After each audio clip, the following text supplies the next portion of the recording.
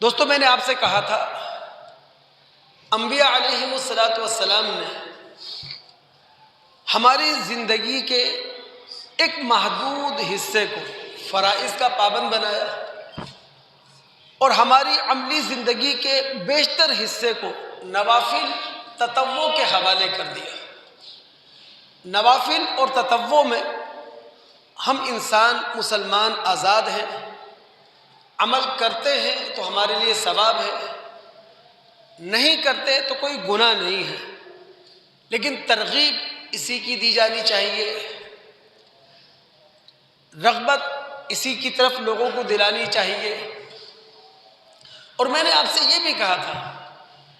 الہامی مذہب،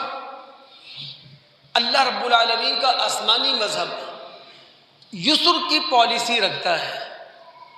بلکہ مذہب کا ایک طالب علم ہونے کے ناطے میں تو یوں کہوں گا، ہم انسانوں مسلمانوں کی پوری زندگی یسر کی قید میں ہے۔ یعنی رب العالمین نے